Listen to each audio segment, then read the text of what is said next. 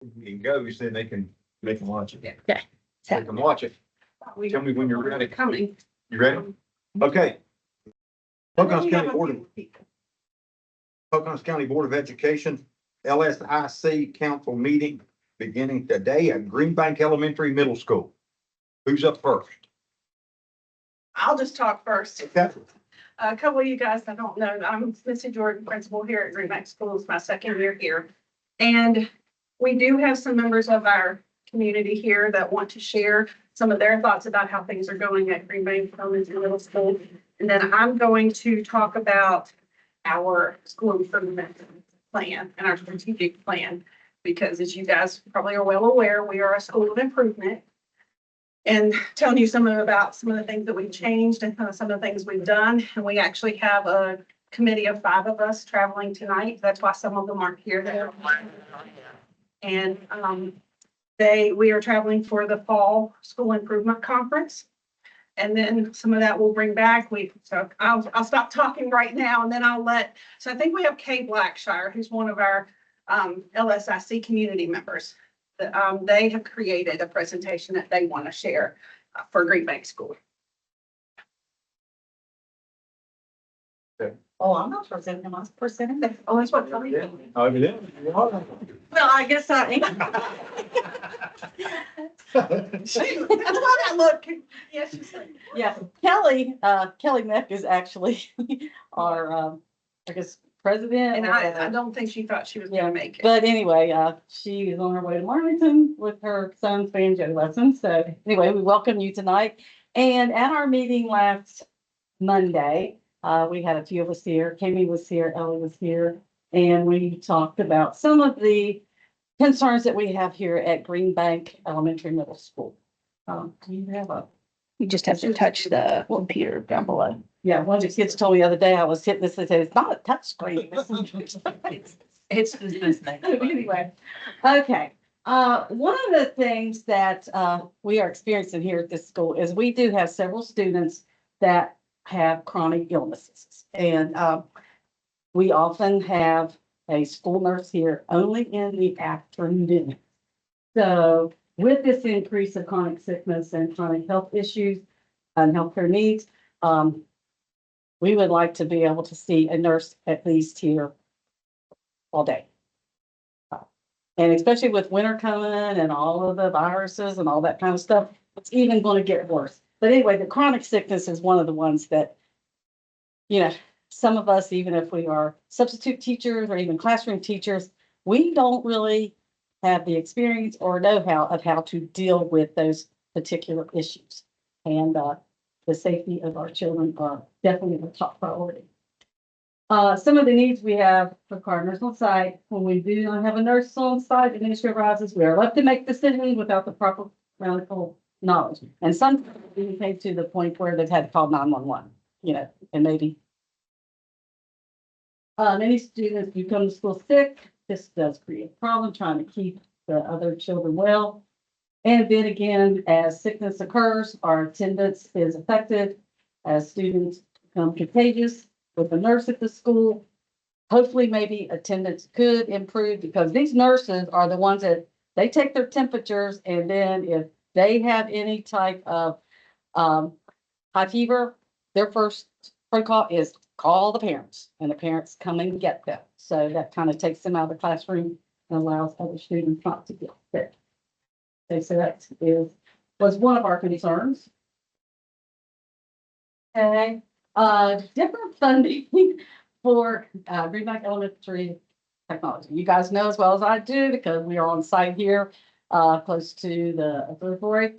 We are the only school in the county with internet restrictions due to our great GPO. But anyway, we struggle with connectivity using our current setup sometimes. And I can attest to this as being a substitute teacher when they leave lesson plans for us to go in and use technology. It takes forever sometimes to even get classroom students connected, set up before they can even log in to start their work. Hardware adapters, Ethernet cords are very costly and they do not last long enough due to connecting and disconnecting because our students are rotating in and out. of classrooms, whether it be with language arts or science or history or whatever.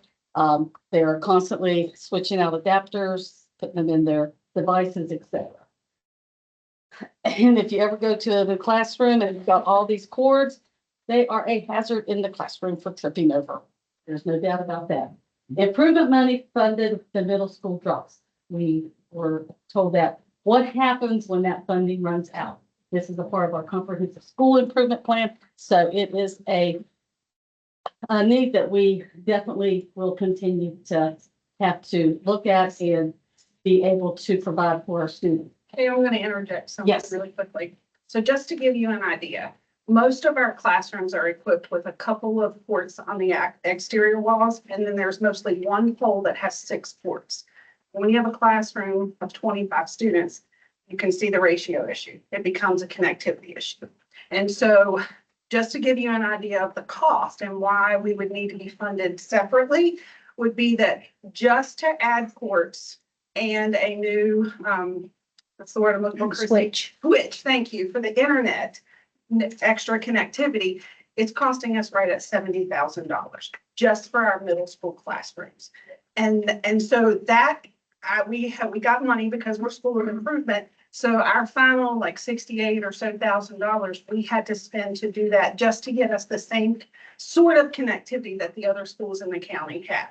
So kind of what we're asking for is to be funded differently because we are different. We can't use Wi-Fi points in our building, so it is more costly for us. Can I add one thing to that? Yeah. Installing those drops and those switches isn't the full solution even for the middle school. We still need cords and adapters. So that number is not even Right. complete for that half of our school. Right. So just to like. So what they're talking about is the student devices they require an adapter from a C to a Ethernet. My brain is not working to just get us connected. Well, those, as kids tug on them, they're pulled in and out multiple times a day. They break, the clips on the Ethernet cords break, and there's no funding then to replace those for us. And they are kind of wear pieces, they're going to break. Some of them are going to get messed up or whatever. So those are the things that are also a frustration for our teachers who are trying their best to use the technology available to us. But when we don't have the resources we need, like these adapters, I know, for example, Aaron used to have a whole class set. Did you tell me the other day you're down to 5 or 6 at work? And so again, even if we could connect and we have the ports, then we still don't have the pieces that we need to make it all work. And I would assume this is a specialized piece because in all the rest of the world, you have. Most people are able to use Wi-Fi. So tell them What about did these some of the research. Those are about $16. Okay. So we have been in a lot of meetings and discussions in the last year with the observatory staffing to try to find a method that would work for us to have Wi-Fi. We have talked about everything from building a big mound of dirt right back here so it blocks the messages that are being sent to their telescope, to Wi-Fi, which the observatory has tried that down in their basement. You have to be directly under it or the signal gets lost. We have talked about, there was Faraday cages to block our signal from going out. All of those options are very costly and could still interfere. So we did have our company that we buy our switches and things for the internet to come in last August. And they turned the frequency down on the internet as low as they can possibly go. According to the observatory's data of that day, we still blew them out of the water to the point they couldn't see their data. So that was not an option, which we had hoped it would be.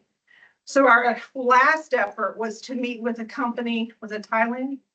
Out of Thailand, I believe, somewhere. They have some operations in America. America, They okay. work extensively in Asia. Okay, so what someone at the observatory discovered is that if we are below a certain frequency, it's considered opaque and does not interfere with their data. So they found the access points that would run at that frequency. The problem is the devices won't run at that frequency. So we would have to have an adapter to make them run at that frequency. So we met with this company and we talked to their technicians, we talked to their, who else was in there? When Chris? we talked to the CFO, the Yeah. CEO, we talked to the top of the company. Yes, and they could make these devices for us and make them compatible, but it was at a cost of like $1.4 million. So obviously that was cost prohibitive for us. So at this point, we have kind of exhausted all of our options for getting us some kind, because what those were going to require was 4 or 5 access points in every classroom, and the signal should stop at the wall. It should not go beyond the walls, which was why it would require more than 1 access point per class. It would only be enough for like a table of 5 to 6 kids, and then you'd have to move to the next access point.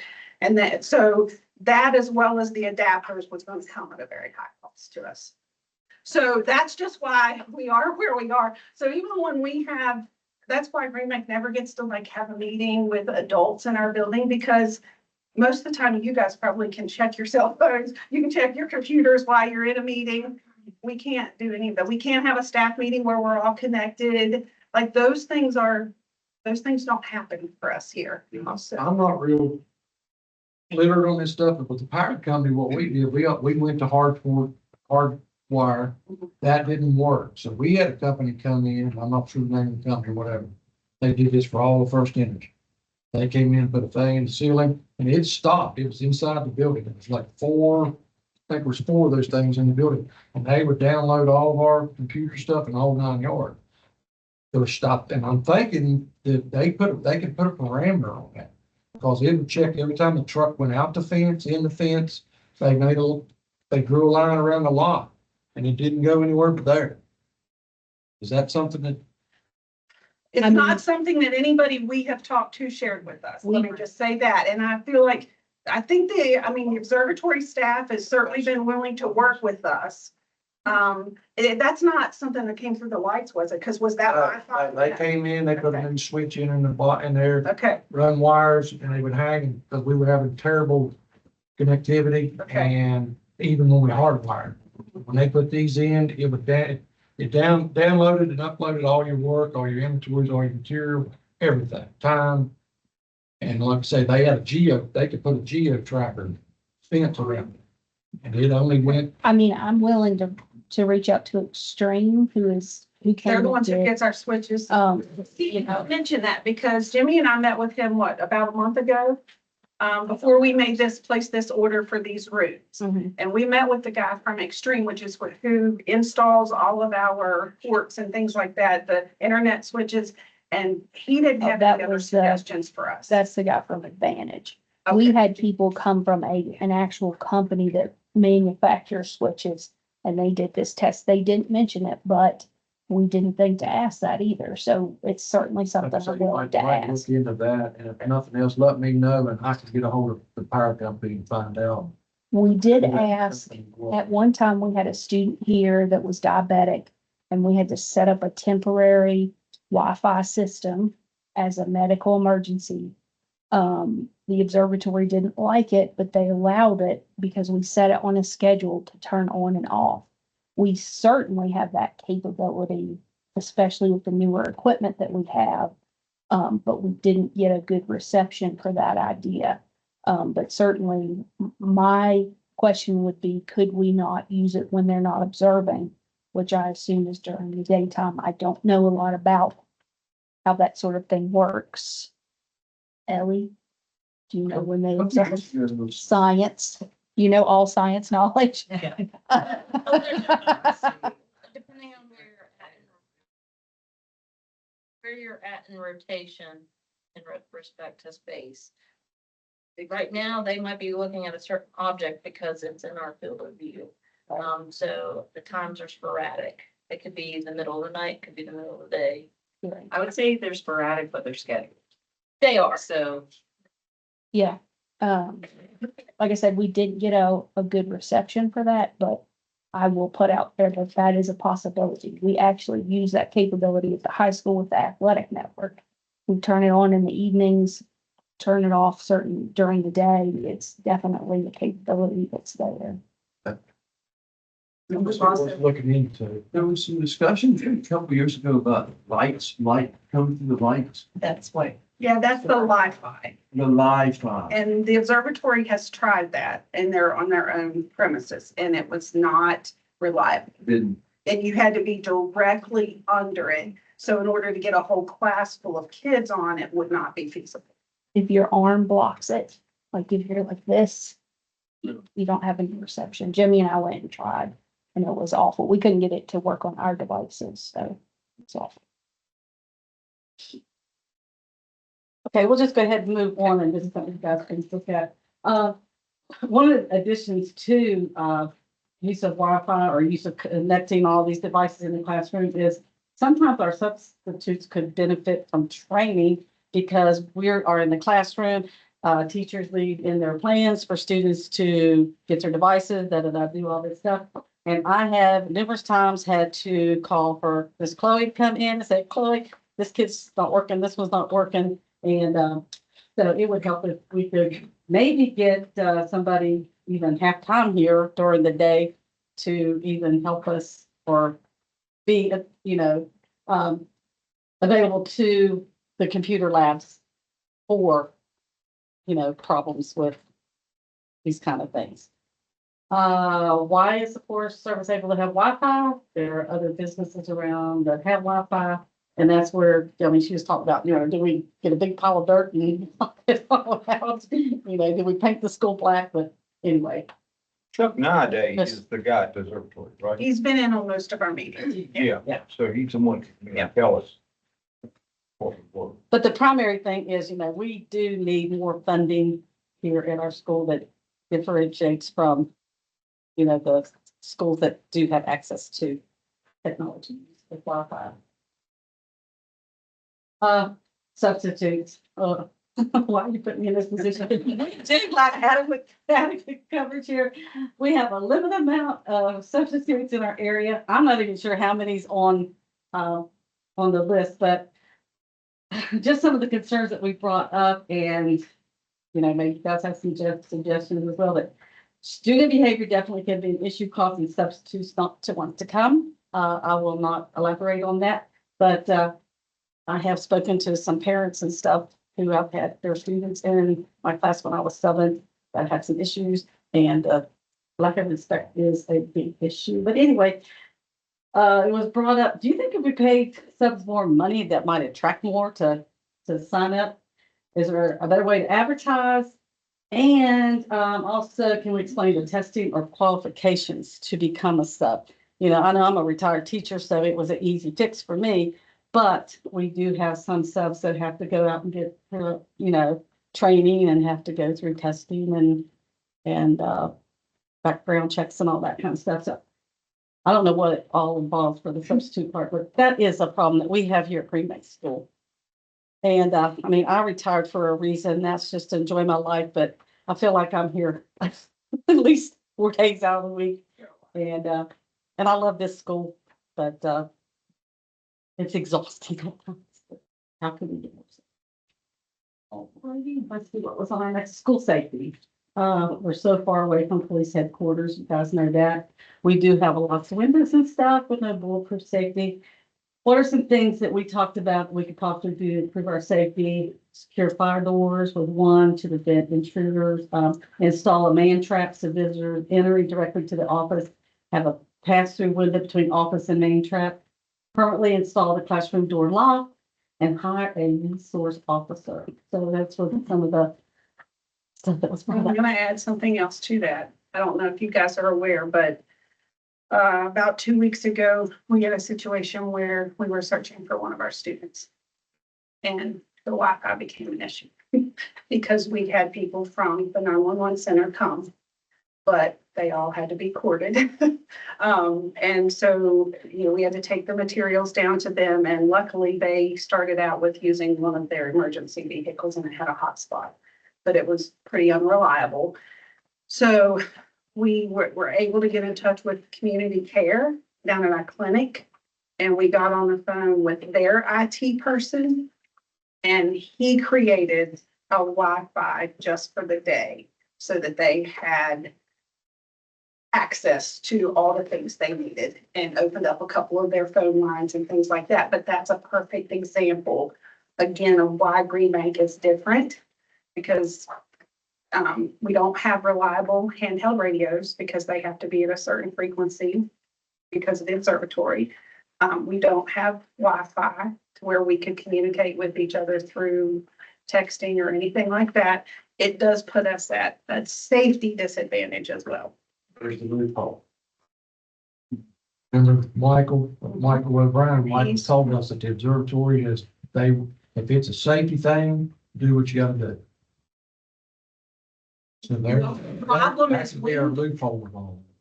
So luckily they could use the clinic's internet. We don't have the capability to create a We don't hotspot. have the infrastructure built in because Yes. that's not us, you know. If it hadn't been for them, and so the IT guy over all of community care in West Virginia called me.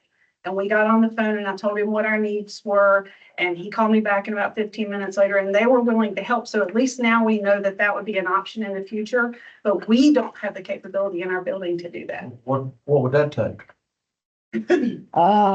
Access points, licenses, I mean, you're looking at probably, I don't even know, Frosty, maybe 50 grand. That's just to get like a skeleton system for an emergency. So that's.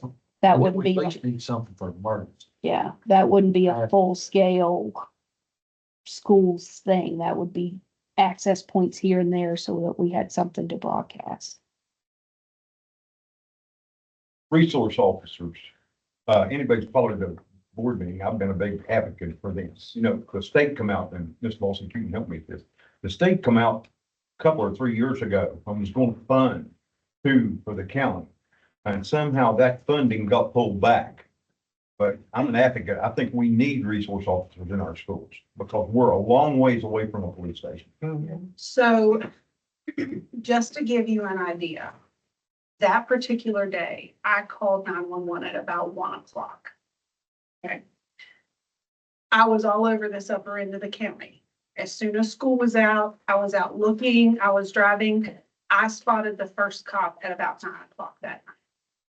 And I know we have a huge county. So if we could have a school resource, at least even one for the whole county, that if we had an emergency like that, they could report to our school. That would have made that would have made hours worth of difference for us. Because they had other calls, they had other situations, I know that. But we organized our own search party and had our own community members coming out and going all over, this property. And that's definitely a concern for us. The fact that I got a couple calls back that afternoon from the 911 center, but we never saw, and they said, we have somebody on the way, the officer's gonna stop and see you. I didn't see him until after dark tonight. So you had a child go missing from school here? We had a child pull the fire alarm and run, and they were not found for 24 hours. Me and Frosty have met with the sheriff. As of December the 31st, I think he told us, and Frosty helped me out here, there's only going to have 3 deputies for the whole county. And then however many state police that's in the county, which I don't know, 3 or 4. But, as of December the 31st, there's only going to be 3 deputies for the whole county. That's scary for us, What, honestly. like I say, I don't know if Ms. Barclay is talking, we're trying to get an informational form. We're going to have one here and one down there. And everything that you're bringing up has been discussed in depth. We know it. How we're gonna fix it? Like I say, you got anybody we can hire? If we had the funding? We found out the last meeting we had, it's not easy to get one. It's not easy to hire. If you've got an ex-police officer, state police, or deputy or whatever, that's a little bit easier. But if you bring somebody off the street, they have to go through the same state police academy and the rest of them, but it's not easy. And a sheriff is elected, so he's not going through that. So once his term ends, he's done. But we get. He can't carry a gun. I mean, I've hit Matthew Barkley. I mean, we've tried Yeah, extensively to find somebody. And even if we hadn't, you know, we They might be carry a able to- taser. Yeah, and, it's, we can't carry a gun. there's, like I say, we've discussed all this stuff and I appreciate you bringing it up, but don't think we have. I mean, we all know it. We've lived here our whole lives. Yeah. I've worked at the fire company for 27 years. I would have to go into people's houses and call on a landline to get permission to talk to the dispatchers and stuff, because our radio system would not work here. And I complained and griped and Well, the entire time I was there, I know. our buses, they get so far away and we can't communicate with them. That's another issue, you know, and that's a radio Fire frequency. company's main thing was safety first and foremost, and I throw that back at them every time. And they said, there's nothing, so I don't know, we'll try, yeah. Your iPhone, the iPhone 16 works off satellite. Yeah, now New they're, 16. now they're coming out with satellite, but Yeah, now it'll work off of a satellite. how long does that, You got, I tell everybody gets I that? don't have one. My son-in-law's got one. So he was trying to talk the other day and we was out in the middle of a pasture running cattle. And he turned around and it shows you, and he hit the satellite and was sending pictures. Well, it's hard for me to send pictures from my house. My son's got it on his. Yeah, you can do that. So that might be a, Maybe we give one phone or two phones or something, the but iPhone 16, because it runs, you know, it shows you an era and you turn it before you hit the satellite and you can text. But how long would that last? Huh? Have they Once looked it- at another phone? Yeah, once it connects, if you're done No, that. I mean, how long will that technology last? Because it seems to me Till they that you work have something all out. this technology and it works. It's like radio tower. I used to have good cell service at my house. But then the observatory discovers the tower is turned up a little bit too high, so it's cranked down, so I no longer have cell service. And all this other stuff, you know, I have Starlink right now. I expect any time to have it shut off because the observatory says, oh, that's interfering with me. It runs on a different frequency is what I'm hearing. But I don't. Starlink, but I don't know what. Well, you can't tell me they can find a Martian out there somewhere and they can't tell the difference of us using them. And that has boggled me from day one. Well, I remember days, we played these two crossing, and Michael went come out, Yeah. drove around Greenbank with Oh, the yeah. thing out the window. And then you couldn't use your microwave and you're their property. I remember that. They got. And now everybody has a truck microwave. over his So I side don't for think- it. That he had that special truck made. I think that truck was like $500,000 with all that stuff, and he could ride around telling, we hated the observatory, but we loved that. He could find a cracked insulator anywhere. Because it was bleeding over, and he'd Yeah. call, say, I'm gonna go do a search, and he'd search, and he'd write them all down, we'd go buy them change, and it helped us. Trouble, we didn't have trouble. Go ahead. Hate to interrupt. We get took off on stuff. Oh, Kasha is our therapy dog. Yeah. Um, Talk about Ellen or Marcia, can you just talk a little bit about this? I'm on the agenda for later. Okay, well, we just want you to know that Kasha is not a county-funded therapy dog. She is one of the best things that have happened here at school. And she is funded through donations and fundraisers throughout the year. So we just wanted to bring that to your attention. Because people talk and it's they don't know what they're talking about sometimes. Oh, I'm finished here. This is. Okay. All right, All right. okay.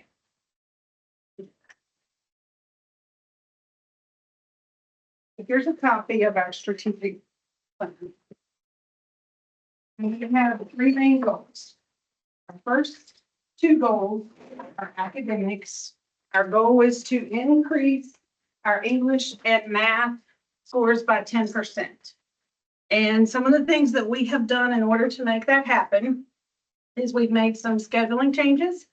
For example, in our middle school, we have increased our math and ELA time from 48 minutes to 72 minutes.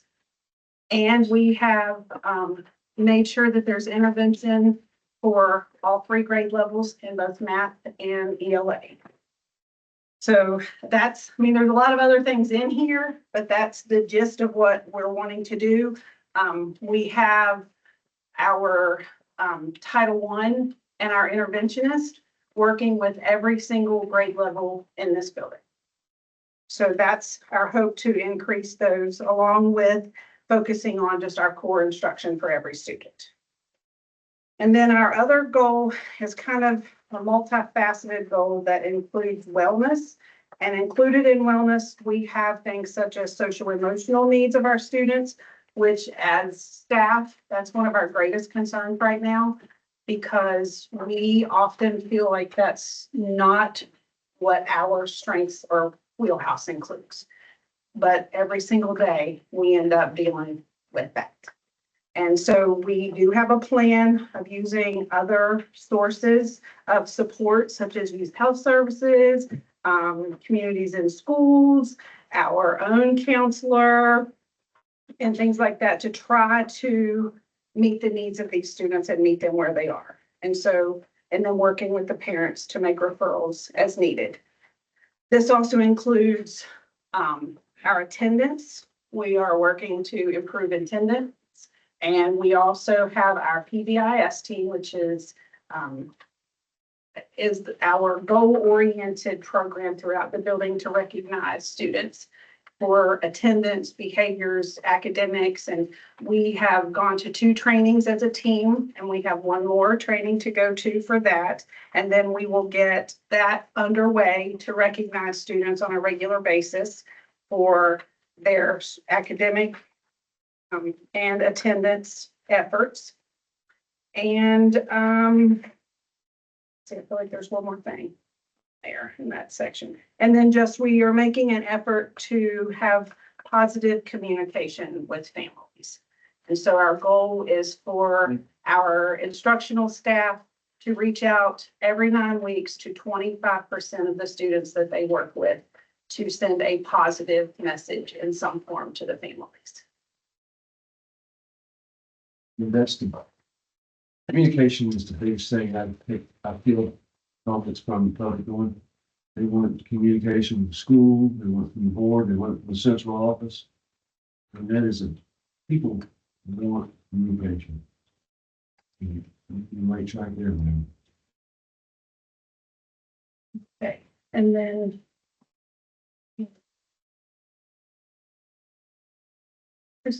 the other video that we share. Okay.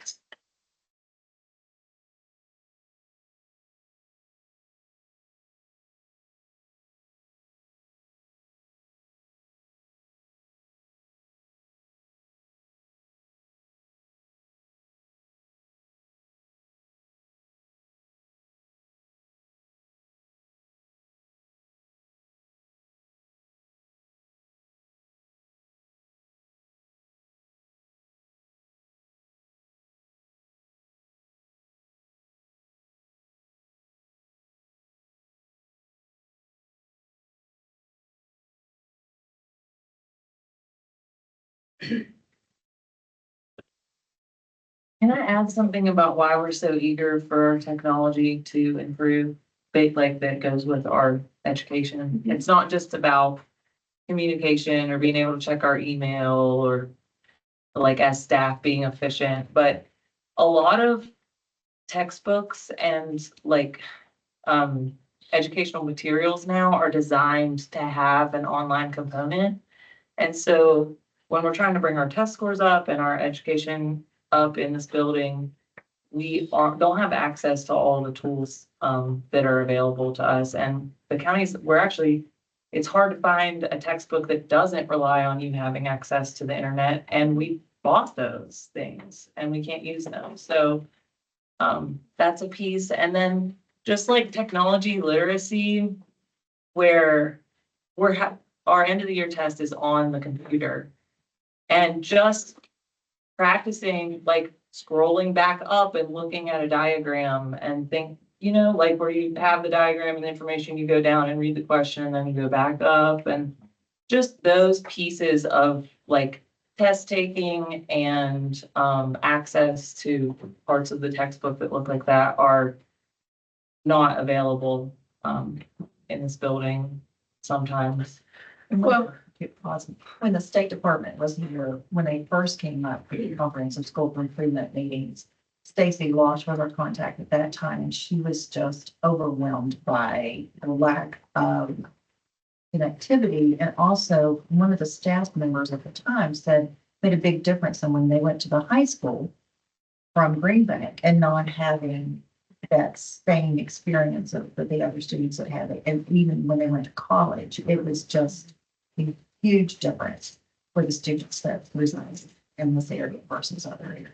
And that she went back and everybody at the State Department was trying to work, I think, with Missy to go. Yeah. That's even where the big amount of dirt came from. If there was anything Yeah. possible, they were gonna, It's definitely a challenge. it is. This area.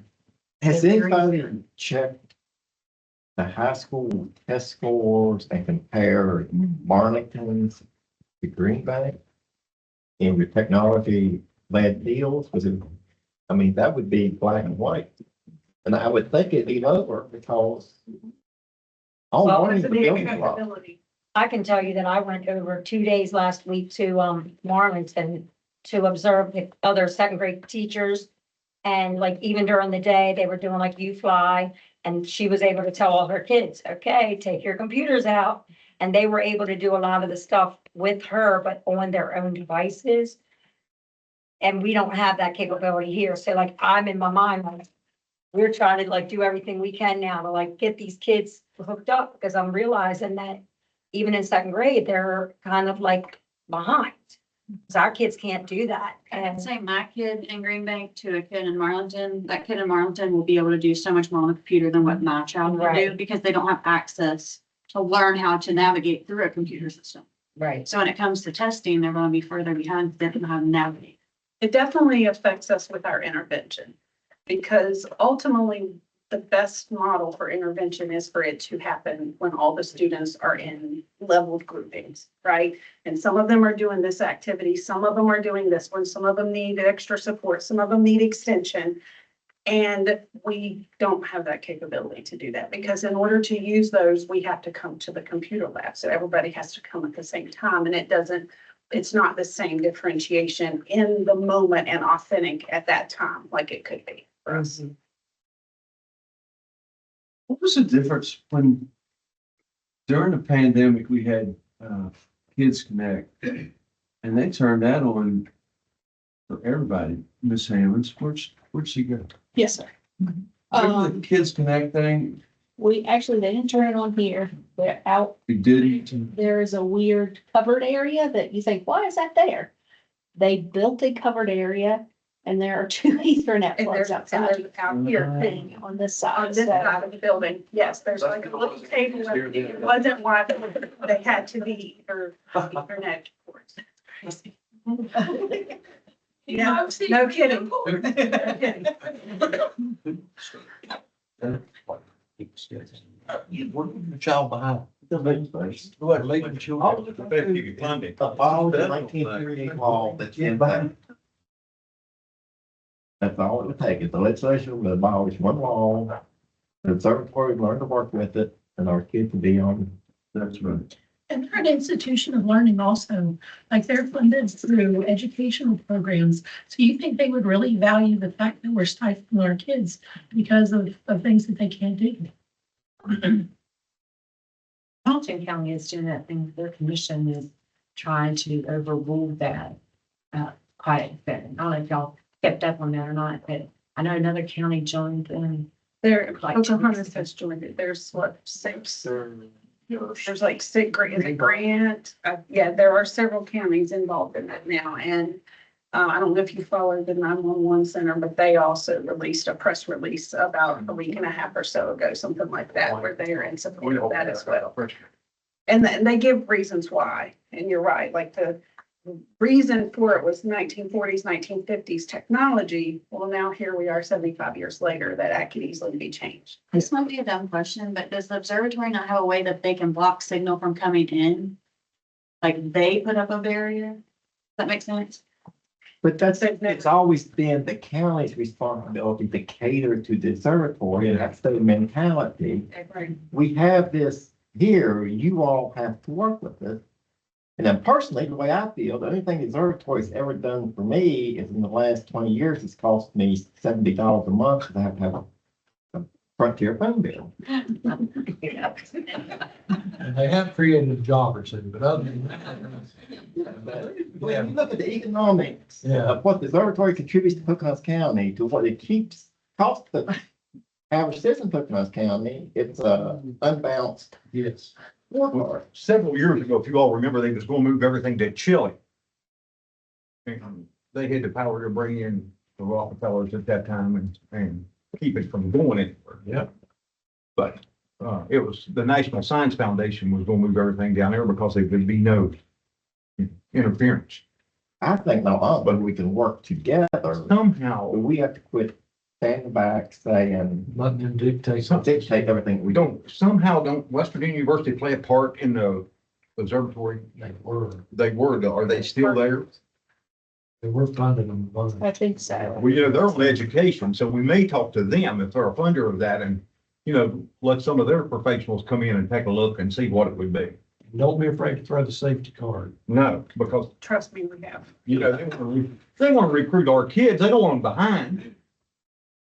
Well, the interesting part for me was their, I guess, CEO kept saying, we can throw money at it. We can throw money at it. We can throw money at it. Is what he kept telling us. Let's just find a viable option. Well, we did, but because it came with like 1.4 million and then not a word, they were crickets after that. No one was willing to throw money at it because it was so substantial, but And who actually owns it? National Science Foundation? yes. Yeah, they went back to the National Science Foundation. Because it's kind of It changed. transitioned from National Science Foundation. Then they went to their own entity, Green Bank Observatory. Yeah. But now here within the last, I think the last 2 weeks, they back to the National Science Foundation. They're just finding ways to get money to keep it going. Oh, yeah, they got, that work mostly through grades. You want We have a to quick, yep, we have a quick video of just some of the things that have happened here at Green Bank this year. It's not very long.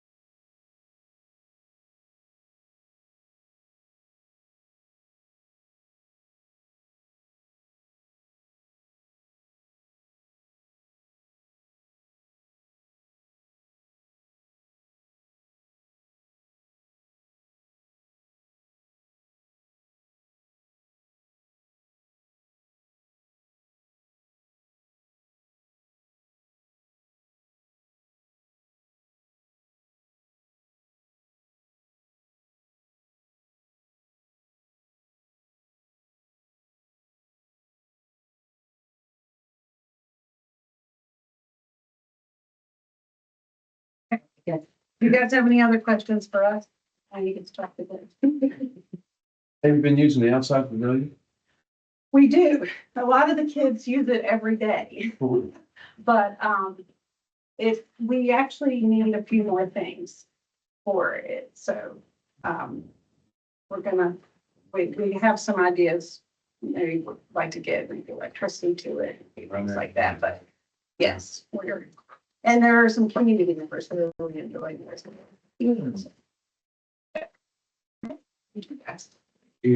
Thank you. Hey, Sue, I've enabled your mic if you want to. Oh, it's fine. Okay. Gotcha.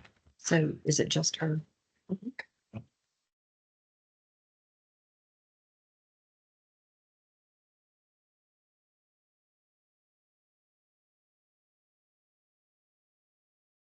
Can you hear me, Sue?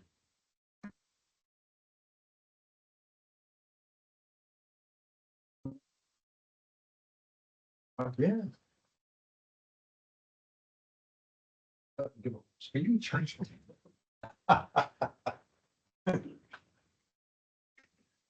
Are you waiting for somebody to get started? Yes. That part. Just waiting on that. I'm trying to make adjustments for Dr. Hollinsworth. Um, she can listen. Um, I think she's on. Sue, are you on mute? It shows that you're on mute.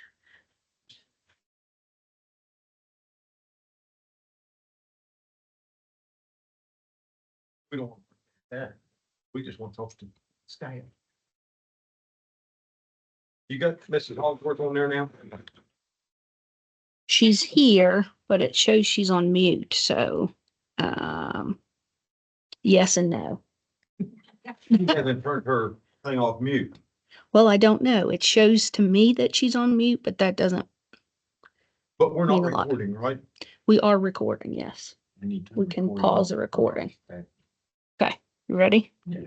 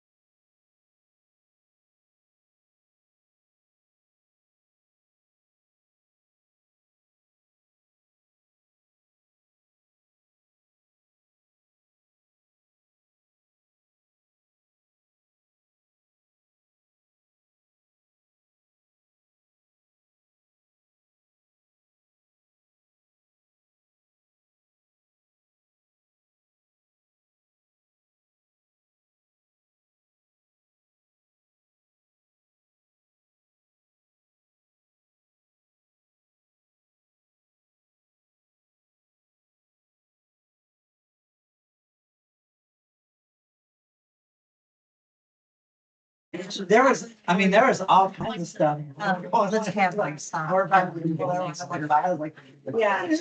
I'm just gonna go check my email on my phone. Okay, well, I knew something. had Okay. happened, I just- Nobody else is. Oh, okay. They went back. They knew when you went out. They tell you about that story. This recent time? Yeah.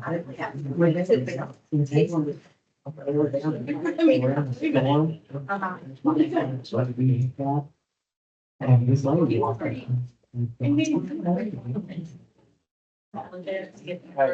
Tell everybody I how. was going to take care. How are you? Hello. Christy? Hey, Sue, I can hear you. Good. Yay. Just in I don't know time, what right? was wrong, but I was just about to send you an email and say I quit. You did good work, Sue. Are you looking for a job? Oh, Okay, we've got you set up. Can you see the other board members now? I can. Awesome. Okay, I'll make sure I let them know you're on now, okay? Okay, thanks.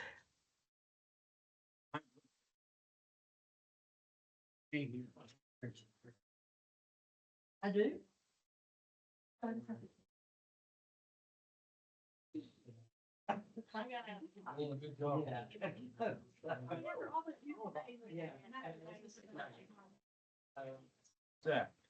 Another budget sheet, I think.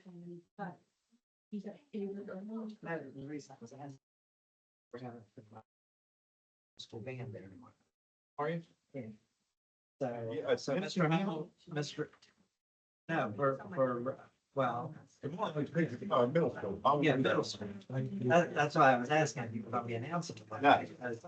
Because we are, we're having both middle school bands coming together to play for the game. It will probably be the, is it young guy? We have, I don't know. I've seen it, but I don't know. Nice person. I thought he was one of the kids. Yeah, he looks like one. He looks like one of the kids, but he does a great job announcing football. So That's cool. if you see him, he'll do it. I just didn't know. He was out of town last Friday night. I'm glad you're looking back. Yeah. We're all worried about you. Of course, I worked with Despo for years. It's been tough. I've got everything back from my hands and my feet, my balance. But it's, when I come home, I was in a power wheelchair, couldn't move anything. So it's a long way. All right, We're glad, ready? we're glad they're doing that. Is everybody ready? You guys on the line? And Sue's on now. And Sue's on now? Sue, you can still hear us, right? Right. How do you start this thing? I don't. We gotta record the We meeting. had to do. We gotta wait on Morgan. We're like, we're not taking out. Hey, Morgan, are you ready? Anyway. Take care. Thank you. Okay. If everybody could make sure they speak loudly and clearly because we're using a modified system here, so, Wonder why that is. yeah. And Dr. Hollingsworth is on. Okay. Sherry's trying to get on. I'd like to call the meeting of the Pocahontas County Board of Education for October the 15th to order. All members are present if Mrs. Hollingsworth is on. There's 4 of us here and she's on virtually. We'll open up with a pledge of allegiance to the flag. I pledge allegiance to the flag of the United States of America. To the republic which it stands, one nation, under God, liberty. Okay. First item on the agenda is approval of the minutes from the Board of Education meeting held on September the 24th. Anybody had a chance to look it over and read it? Any adjustments or corrections to the minutes? I need a motion first. So moved. Morgan made the motion. I need a second. So, Mr. McNabb, second. Any additions or corrections?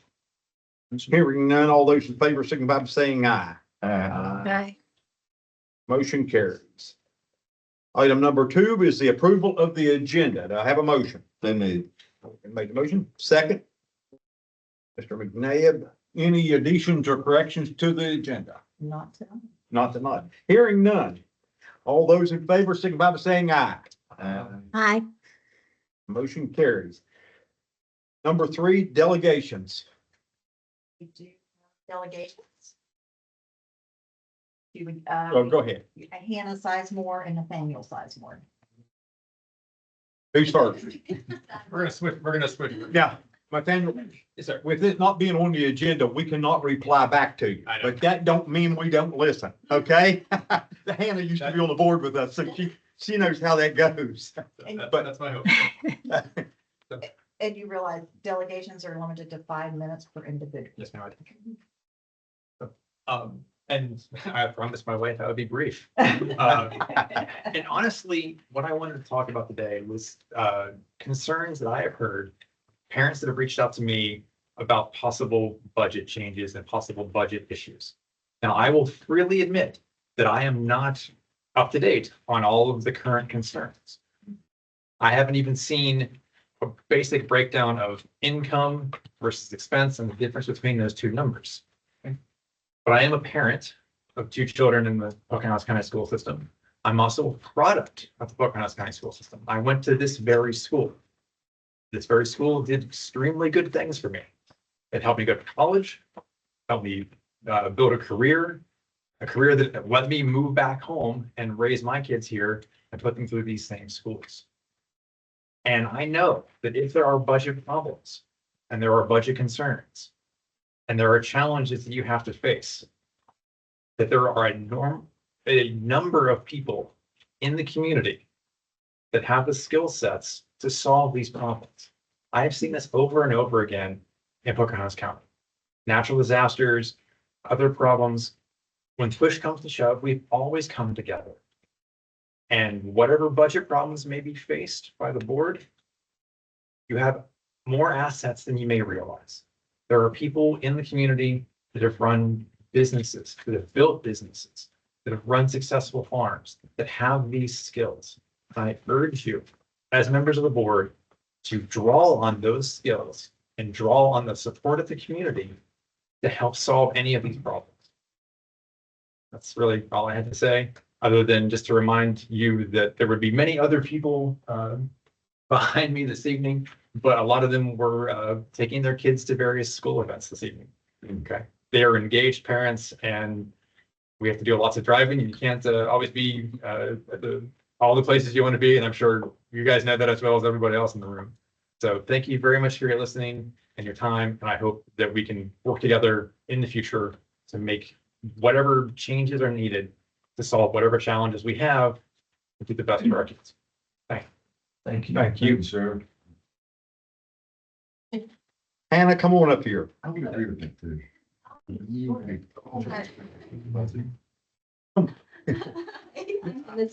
me give you a little bit of history about Hannah. Hannah worked with me for 2 years, so she has sat on this side of the table. Yeah. She knows what it's like. Go ahead, Mrs. I'm Simon. glad to be on this side. Every time I'm at a meeting, I'm grateful to be on this side. It's harder on your side.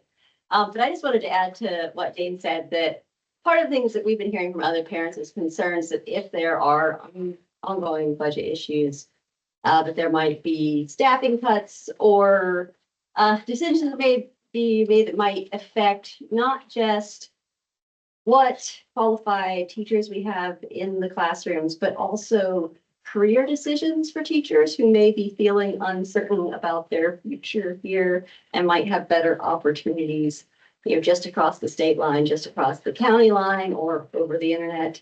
And so I just want to say that I'm very hopeful that we can get input from the community to help resolve issues and avoid staffing decisions that could negatively impact our workforce here in the county as well as the kids. Thanks. Thank you. I would agree.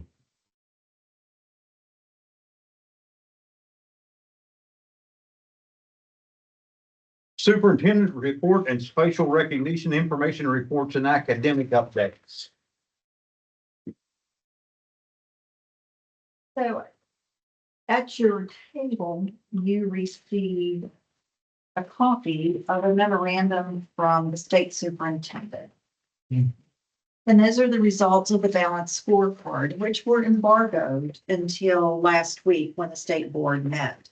So and if you'll look, you'll note on the back, the first page of your handout, that Pocahontas County Schools has no indicators identified for on watch or intensive support.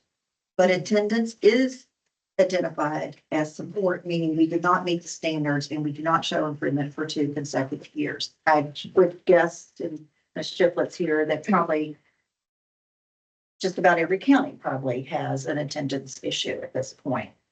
So the State Department, what they'll do now is they'll assist us with the analysis of the data and the creation of an action plan that we will work on together. Also, you'll look at the indicator for efficiency. We received a needs assistance in 3 areas. One is County Board of Education members' effectiveness, and that's that CBEME that you see there. That's what that is. It's you all. So I reached out to the lady who sent the report to me. I said, can you explain to me why we didn't get that indicator? And she said it was because the self-appraisals were not submitted. Now, Mr. McComb and I were talking earlier today about this. We were having a lot of difficulty getting those surveys, the self-evaluations for our board members to go in correctly. And I know other counties were as well. So that'll be an easy fix. Hopefully if the system works correctly for us, and I could even call and do our case on, we've had those completed, but we could not get them entered correctly. Also, the indicators, and you've heard this critical now for 1 year and still going. We also, under special education and pre-K, are also areas that need assistance. Then I wanted to give you, and I can give you more information about that balanced scorecard. I did give you some information. There are just a couple of the pages of the complete booklet. There's a complete booklet that's probably 30 pages long, but I pulled out the ones that were just about our indicators that we need work on. Then I asked Mr. Wayne Gibson, to give me just a summary of what's going on with our SBA grants and maintenance and transportation. He couldn't be with us tonight because he's headed to a safety meeting for 2 days. So the Pocahontas County High School gym floor and electrical upgrades. So that's one of our SBA projects. We did meet with Williams and Schreiber, our architect firm. We met with them on September 30th to discuss the project. The gym floor, they plan at this point to start on June 2nd. The day after graduation is when they plan to start. So that'll be a summer project. The electrical engineer was actually there the day that we met with the head of Williams and Schreiber. And they're looking at service entrances and distribution panels to formulate a plan. You electricians will understand this, and I can, they intend to utilize the existing panel box and replace the interior with new bus bars, breakers, and conduits. The original wiring will be maintained to the panel as is. And then the boilers, Martin Elementary, roof and boilers. The boilers, he says, are installed and in use with a few minor details to be taken care of soon. The roof, you all probably did hear that during the demolition of the old board office, the brand new roof was damaged on just a small area of it. So we are working with Lee Reader Builds and the company that, the reclaim company that took the building down. So we're working with them to get that replaced correctly, because it was brand new. Fire Marshal's report, we did receive the Fire Marshal's report. Mr. Gibson returned that report with what we will be doing. Most of the recommendations have actually been resolved to date. The main write-up was the failure to check fire extinguishers each month. And this is one of the items of the monthly checklist for head custodians. So Mr. Gibson will follow up with everyone about that. Also, that board of risk report, has been received and each infraction was addressed. Mr. Gibson and I both sat down and worked on that together. And most of those recommendations have been resolved already as well. One item that was mentioned was the numbering system for the doors and windows at each school for EMS purposes. And this is something that we brought up at the safety meetings as well, and working with the different agencies, is the numbering system should be the same that the EMS system uses. So we're in the process of doing that. Chris Smith with Capitol Police actually was up at Marlington Middle with Mr. Gibson and Ms. Scotching, and they just walked around that school to make sure the numbering, how it would work. So we're working on getting those, hope to have all that new numbering system completed by the end of the school year. Mr. Gibson wanted me to mention that the National School Bus Safety Week is October 21st through the 25th, and he hopes to have a piece in the Pocahontas Times to advertise that. And I think, well, I know during the LSIC meeting, we may have mentioned that Mr. McNabb and Mr. Grimes and myself and Mr. Gibson have been working with various agencies in the county and the state in order to create a public forum. We'll have two meetings, one at Green Bank and one at Marlington Middle is our two locations that we're considering. But we're getting together with these various agencies to discuss the protocols for our county, not just the school system, but the county as a whole. And then Mr. Gibson also wanted me to mention that we're applying for a grant through the Homeland Security for various items, which includes rekeying all of our schools, fencing at Marlington Elementary at the old board office site, and response to the school crisis materials, as well as generators for Pocahontas High School in Green Bay.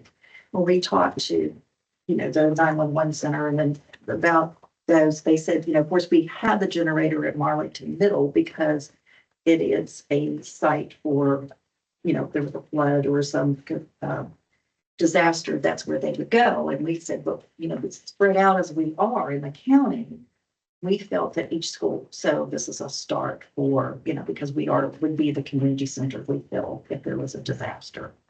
That is our update for tonight. Back when Jamie Walker was on the county commission before, not this term, and we worked together with the county to get that generator put up Right. there. That might be something we'll want to do again if we see it as work with the county. Right. Well, when, Get that done. with Mr. O'Brien, Mr. Sitzer, they agreed. They said, oh, it makes sense that we even have generators in each of our schools because there would be the community. Well, I think the county commission paid for the generator and Okay. installed it. We just had to start it every so often Right. to make sure everything works. Yeah, every time, well, when the duration, this is one of the staging sites we had, was this school and well, we used Hanover, but the school was there. Perfect location. It is. So we're working on it. Thank you, Ms. Boston. Student Representative Joseph Van Meter. Tell us what's going on at Pocahontas County High School. So we did have our homecoming. It was pretty successful. Miss Griffith and Miss Snell helped out with most of it. Student council kind of took the lead on planning it this year with a little help from teachers. A few students stayed after school, including myself, to volunteer our time to help decorate the gym. But moving forward, there is a problem that has occurred. We were misinformed on when the PSAT date was. We were just informed today, which we were under the impression that some faculty members have known for about a month.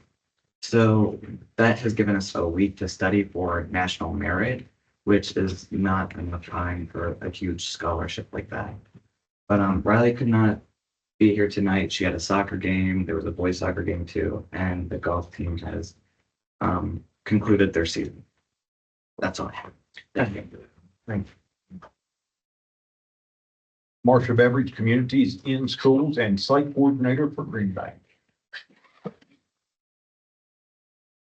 You don't mind if I sit down, I got a bum sweat, so. Okay, so, this is Kasha. And this is usually her time to be outside running around, so she may not be the best behaved girl right now. But anyway, okay, so Kasha came to us here at Green Bank Elementary Middle School through a program called Friends with Paws. It is an initiative of the Communities in Schools of West Virginia.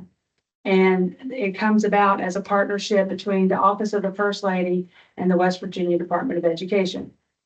As of today, there are 39 therapy dogs that have been placed in CIS schools across the state. So, how she was selected, when they have dogs that they think might be a good therapy dog, they go through a rigorous training and they're screened, and then they do a very rigorous training to learn all the commands. And if at any time they don't show optimal, progress or anything, then they are taken out of the program. They only take the top of the top to do this. And they are trained by Jill Case, and she is with Ultimate Canine in Westfield, Indiana. So there are 5 handlers for Kasha. Darla Huddle is the one who takes Kasha in the evenings because she can only be at a house with not one other dog. So a lot of us have more than one dog. So Kasha cannot be with the dogs, Kasha said, just to keep her safe and not overstimulated. And then Ellie Bell is trained, Jennifer Chestnut, Kaylee Kelly, and myself. During the day, Kasha is mostly my responsibility because I'm the Communities and Schools site coordinator. A typical day for her would be Darla brings her to school and then passes her off to me at 7:30. We are at the front entrance when the kids come in. So every day, one of the first things they see is Kasha waiting on them. Many of the children come right to her and greet her. And then we go into the cafeteria for the middle school breakfast shift. And we also go into the elementary breakfast shift. That's a good way for me to case how things are going in the school that day. You can read kids what might be stirring, and maybe we can stop some of that before it brews. We had to be trained. It is expensive to be trained, but Kaylee and I were fortunate that Lewisburg Elementary was getting a dog last spring. And so then it cut down a lot on our cost because we were partnering with them. And the more people you have, the bigger deal you get for training. Plus they didn't have to pay for us to have hotel rooms and all that kind of stuff. So that really worked out well. She has to be recertified every year. And if not, then she has to be retrained, and we have to work with her an hour a day. So she has certain commands that she has to keep up with, and all those kind of things. So different ones of us take turns working with her. Darla does a lot of it in the evenings, but then just as I'm walking through the school, doing my job, meeting kids, it's not like it takes an hour of just Kasha time. We can meet a lot of those needs as we do our jobs. Kasha, she wasn't feeling good one day, so she missed, and the kids, first thing they asked us, where's Kasha? They love her. And there's a lot of kids in my job and the counselor who he'll say, can I borrow the dog? Sure. So, kids upset. Sometimes Kasha helps them much more than we ever could. They just need somebody to listen. She goes into classrooms, kids read to her, or they do projects in front of her, and then the kids laugh, but she always falls asleep. She is a snorer, I'm telling you.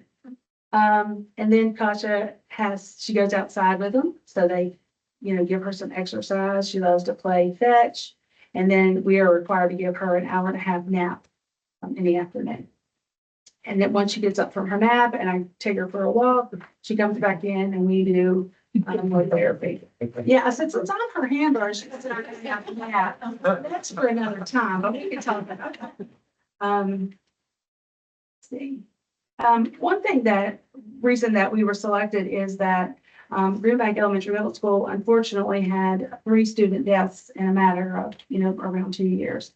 And that has taken its toll on the students and the staff. It has been difficult to try to come back from that.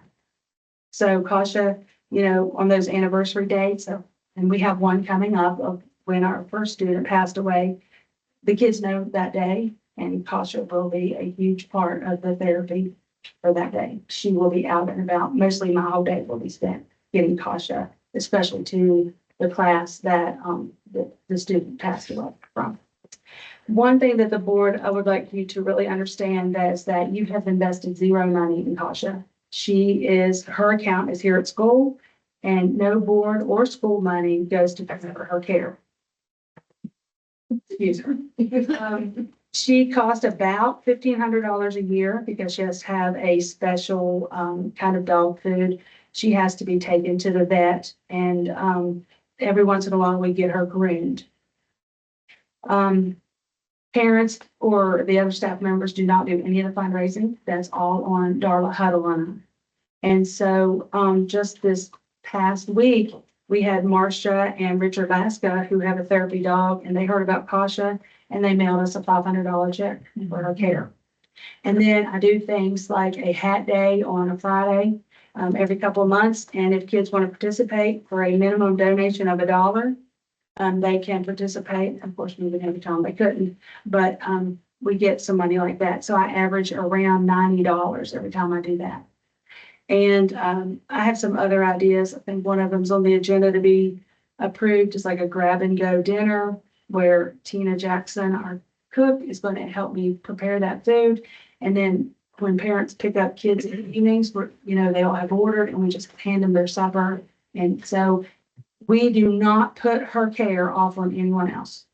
We take care of it ourselves. Last year, Darla did a calendar. And we hope to do another one this year, and they'll love that. We do it right before Christmas, so a lot of people get them for Christmas gifts. She is a blessing to us.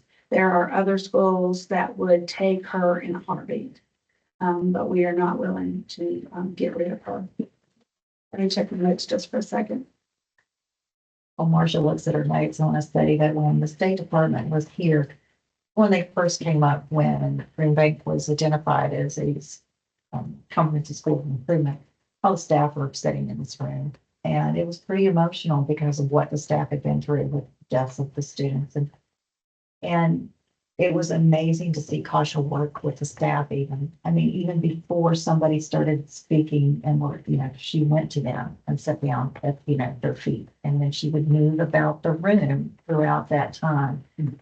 It was just, because chills just to think about. Yeah, it's very interesting, her intuition, because I can walk into a classroom and I don't know everything that's going on with every kid here, but Kasha will alert me to somebody that needs something.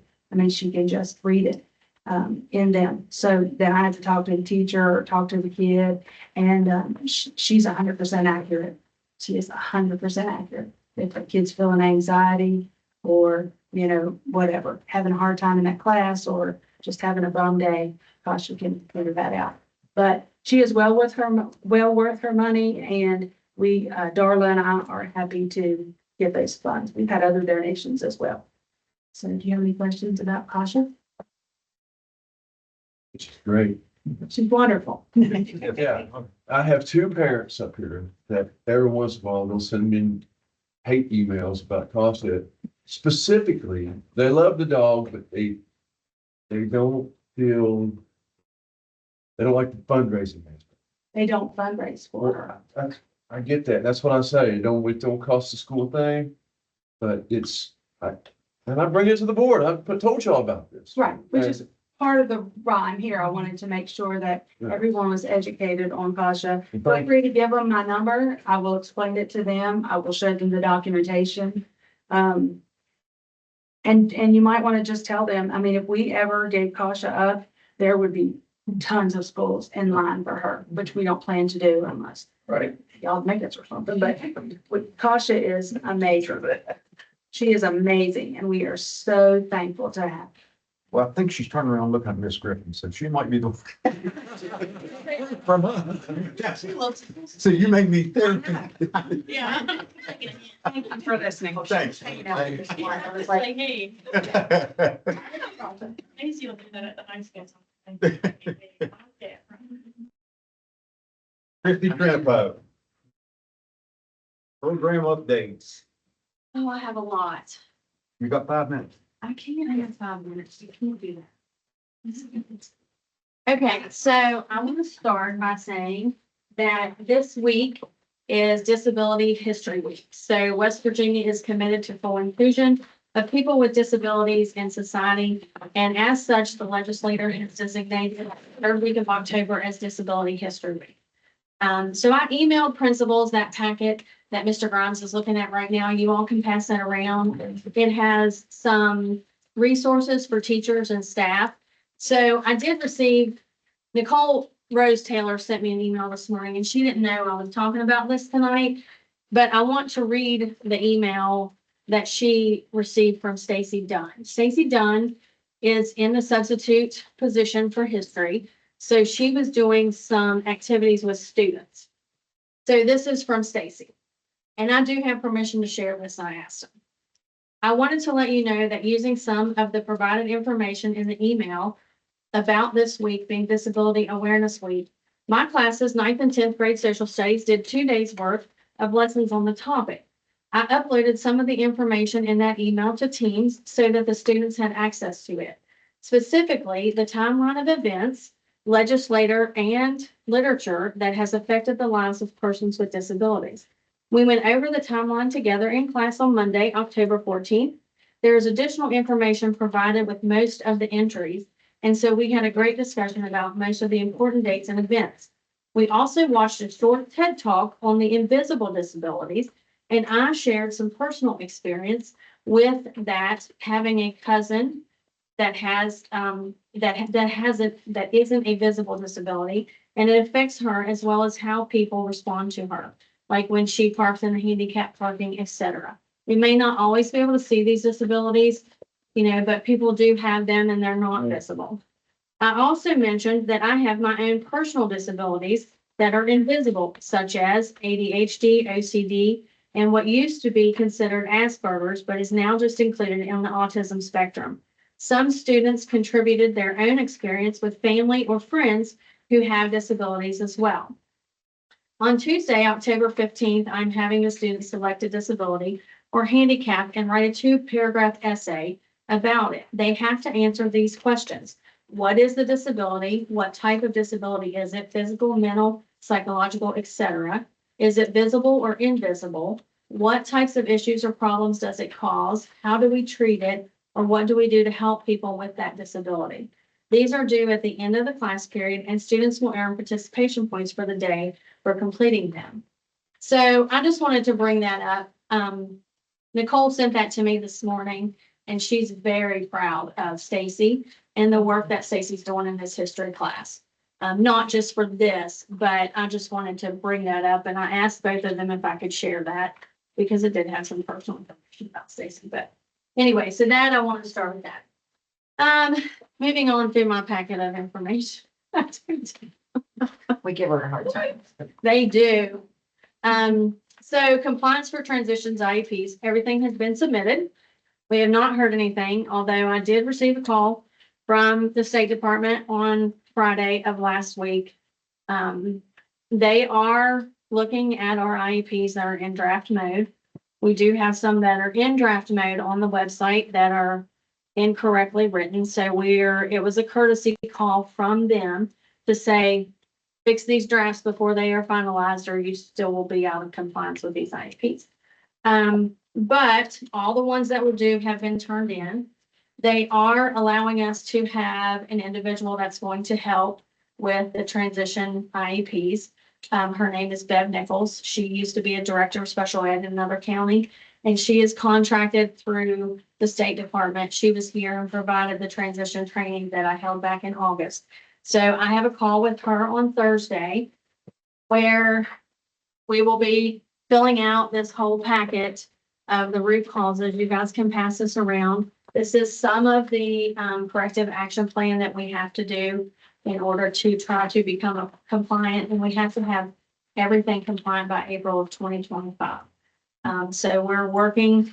I do want to give a huge shout out to the PCHS staff, the learning support teachers up there. They were tasked with completing the transition assessments, holding student interviews, scheduling these meetings, writing the IEPs. Like, it's a huge undertaking, and they had 4 weeks to do it. I mean, we had a lot of IEPs that needed fixed that were on that list that needed to be turned in. So I do want to give a shout out to them and for all their hard work that it took to get these things done. Everything was turned in on time. So On another note, Pocahontas County did not meet the compliance guidelines for initial assessments in the 23-24 school year. When we obtain permission to evaluate, from the time that parent signs that permission, we have 80 days. Within that 80 days, we must conduct all the assessments. We must develop the IEP. We must hold the eligibility, and everything has to be before that 80-day timeline. We had 6 initial evaluations that did not meet that 80-day timeline.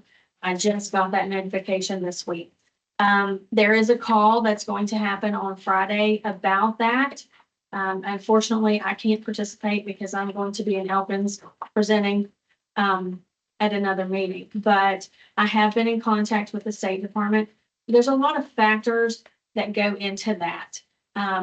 Student sickness, parent sickness, teachers out, weather gets bad. We can't always meet those timelines. The good news is the state pulls that every quarter.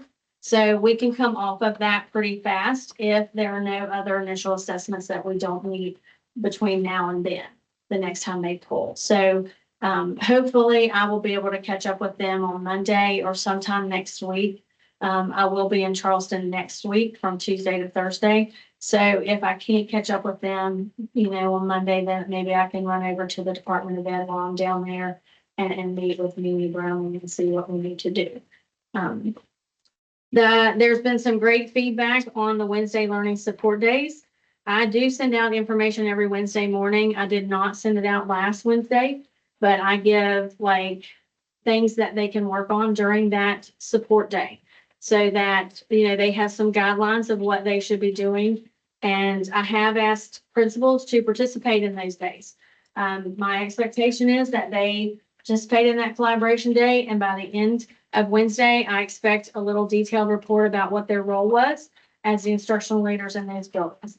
I have had some principals who turn them in regardless if they hear from me, and some who are not turning them in as often as I would like. So we're working on that, and I think maybe I'll create something online that they can just all put their notes in, and then it will help that everybody can see, because they might have some questions that somebody else has, and it might be a good way to collaborate by using OneNote or something.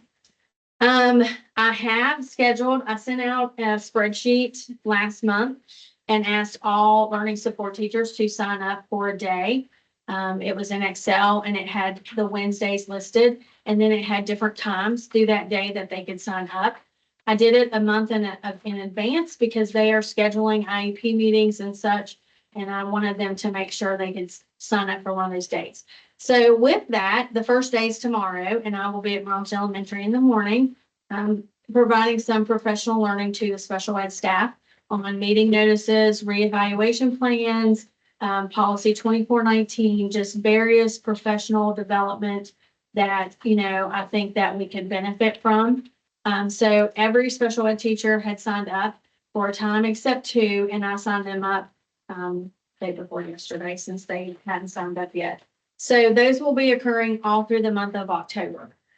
And then I will probably take November off since it's a short month, but I would like to try to meet with special ed staff again in December before we go on Christmas break, so that we can try to get some more professional development on things.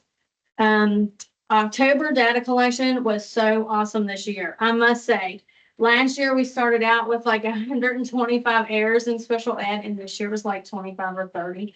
And it was minor little things that I could correct on my end. And I think maybe we had to do 4 amendments to IEPs. So it was a huge sigh of relief when I pulled that data quality report and I did not see 125 errors. But I have put in place that they have to send me their draft IEPs, the number of the student that is in draft mode. And they have to do that 2 weeks before that meeting takes place. I cannot read these IEPs overnight anymore. I did that last year and I just can't do it this year. So in October, it started that they have to turn them in 2 weeks before the meeting. So I have received a couple, and I'm going to remind them through these monthly meetings that, and if they don't turn them in within 2 weeks, then they're going to be asked to reschedule that meeting because I am 100 different places and I just I'm not gonna stay up all night reading these IEPs this year. How many students do we have with IEPs? You know what? That's a good question. Last year we had, I think we're up to 90. And there are more coming in. We have several initial assessments, but I can look and get you the exact number. Just around- And it might be more than that. It might be more than that. So we were offered a free trial for a Polaris. It's called Polaris, and it's a program that will assist teachers in developing IEPs. It is directly hooked to the unique learning system that I purchased for a couple schools this year as a trial basis to see how they liked it. The high school, Kelly Buzzard is using it, and Crystal Lewis is using it at Mountain Middle School. So if they like it, then I may consider purchasing that for the county because it will pull data directly from the sources and it will help these teachers and alleviate them with some time of writing these IEPs. Kelly Buzzard actually hosted a training last week for anybody that wanted to attend on the unique learning system. She did an excellent job. She has really spent a lot of time in that program researching the different areas in there, and she did a really good job. Plans to provide positive behavior support trainings. I have to go. Okay. Do you have any matters of the board you'd like to bring up, Mr. Gibson, before you go? Just, I think everybody's doing a great job, and the community's asking for more transparency. That's all I have. You know, that's it. I haven't Want bothered me to to go send to. you these? Excuse me, Want me to send you these? please. do. Okay. I do have plans to provide some professional learning for positive behavior supports. We have a couple of schools that we have been talking with the State Department with Jennifer Carpenter. She is the board certified behavior analyst for the State Department. She was at one of the meetings I attended. She handed out a booklet that's called the Blueprint, which I gave Hillsborough a copy. I actually have 2 copies. So she's working directly with Hillsborough staff on that, and I have plans for her to work with some other schools. So we're going to get some Teams meetings scheduled that she can help support these positive behaviors. I also have reached out to our county contacts for the positive behavior support, and I have a call with them tomorrow from 10 to 12 to look at some other options that we can provide some support to schools. The school psychologist has agreed to provide some professional learning to special education staff about her reports and how to go over those reports with parents and other staff members. So I'm hoping to schedule that like in January because sometimes she can't get here in January and it would be easy for her to do this on Teams. Okay, pre-K. Stephanie and I attended the pre-K conference 2 weeks ago. We were given these books. The first one, Stephanie actually was able to get copies for all of our pre-K staff. And she is going to, she's going to start a book study in November, and I'm going to participate as well. And we're very excited about that because we just think that's a good book. We also had a grant for inclusive classrooms through pre-K. We were able to get $600 of that money. So we did an autism training for the pre-K teachers and aides one Friday. And then we purchased some materials for some activities in that book with the remaining funds for that. The handbook, the enrollment process, the transition plan have all been reviewed by the core team, and we will be posting those soon. I have asked Christy Hammonds to give us a section on our county page that all of our pre-K information will be going into. We do have a new representative on our core team. I had reached out to the state team to see if they could give us somebody that could maybe participate on our core team. And we have welcomed Samantha McClure. So she is with Mountain Heart Community Services, and she will be filling our position on the core team. She attended our meeting the other week and has a lot of good ideas. And we had talked about how when we were roadkill, we were connected with somebody that can maybe provide some free books for our pre-K students. we would like to do some backpacks when we do the enrollment process this year that we could give to parents and students when they turn in their completed applications that have some books and some pencils and crayons and different things in those. So we are working on that. We did have the autism training and all of the documents for the pre-K monitoring were submitted on time. I submitted them that one Sunday before October 1st. So I have not heard back from them, so I'm hoping they'll let us know soon. Communities and Schools has welcomed our new site coordinator at Marlton Elementary, Jillian Lacoste. She has hit the ground running and brings a wealth of knowledge with her to MES. She has worked in at Seneca and different things, providing some services. So I think that she will be a good fit. She attended our monthly meeting last week and she's working on her needs assessment and thinking about goals. Marcia and Lois are finishing up their needs assessment and they have goals in mind. Their caseloads are ready to go and students they're meeting the needs of the kids. All CIS site coordinators are members of their school leadership teams. The team is created. The CIS has to have a team, and it doesn't make any sense to create two different teams when they're all working for the same goal. So they're all members of that. Nicole Rose Taylor and Jillian will be attending the Communities and Schools onboarding on October 22nd and 23rd in Charleston. They are going to get lots of information from that meeting. And the House Bill 201 passed in the Senate and House of Delegates approving the appropriation of $10 million for communities and schools in West Virginia. So these, I don't know how our schools function without these people. It would be nice if we had a site coordinator in every school because they can tend to the needs of these kids that teachers and other staff just do not have the time to do. Peggy Stahl also attended our monthly meeting last week and provided some good information. Social studies textbook adoption is this year. Information's coming out. I don't have a lot about that.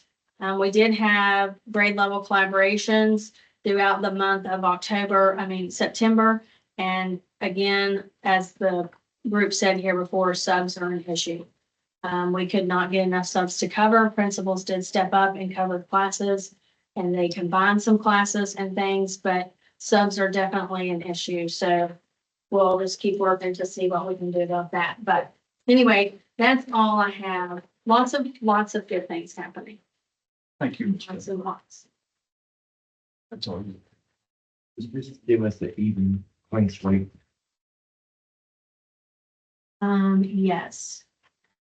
On that Sherry, she's not here, but She's on I line. can answer. Yes, Yeah. yes, it does. Julie Shiflett, Director, Attendance.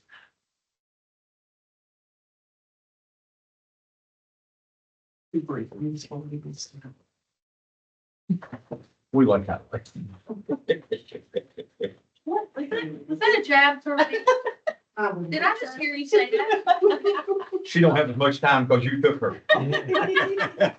She likes it that way. Don't let her fool you. Point. So basically, that's our new state policy on attendance. It went into effect on September the 16th. The state legislature put in and passed the bill, and it's listed there at the top. There's a list of them that all tie together. And then, of course, our Department of Education is now passed with following the law that they put into place. The shift is more from before it was punitive. And it was a truancy, like for example, truancy counts only on excused absences, emphasis on compliance with school rules, relies on legal and administrative solutions. Our focus more is on chronic absences, which is going to be, it counts all absences, excused, unexcused, suspensions. The emphasis is on academic impact of missed days, and it's to use community-based positive strategies. So it's a little bit of a different, we've all kind of truancy, and there was always punitive, and we're going to take you to court. Now we need to work together to make a better solution for everybody. So I'm just going to get some highlights of the policy. Absence is students not being physically present for any reason or failing to engage in virtual or remote learning in accordance with county policies. We do need to update our county policy for this, and I need to get a committee together so we can present that to you and make sure that it's in tune with what you want us to do as a county. Notices, this was in the old policy. We were, a little, we would accept the notes, but basically this is pretty strict. It says no later than 3 instructional days after the first day the student returns to school that they need to submit their absence. Otherwise, it's counted as unexcused. And then here's a list of what they are accepting as excused absences. And there's a total permitted of 10 per school year unless supported by a physician's note. Failure for the bus to run, medical or dental appointments with a valid written excuse, personal illness or injury of student, parent, guardian, custodian, or family member. The parent can write that note. Documented chronic medical conditions that may require multiple or regular absences. And that has to be documented annually with a valid physician's note explaining the condition and anticipated impact on attendance. Documented disability consisting of any mental or physical impairment that substantially limits on or more major life activities and are documented annually with a valid physician's note. Death in the family, judicial obligations or court appearance, and military requirements for students enlisted or enlisting in the military. Those are all excused absences. Unexcused is anything not listed above. I understand there was a question previously about before we had always had educational leave. But their focus now is more time in the classroom receiving instruction. And that's what they feel is important. A full day, the previous policy was if you were there 74% of the day, you were counted for the full day absence, for the full day present. Now, a full day absence begins at 80% of the day. 3/4 of the day is 60 to 79%. Half a day is 40 to 59%. And a quarter day is 20 to 39%. The quarter day absences will not go into effect until the 25-26 school year.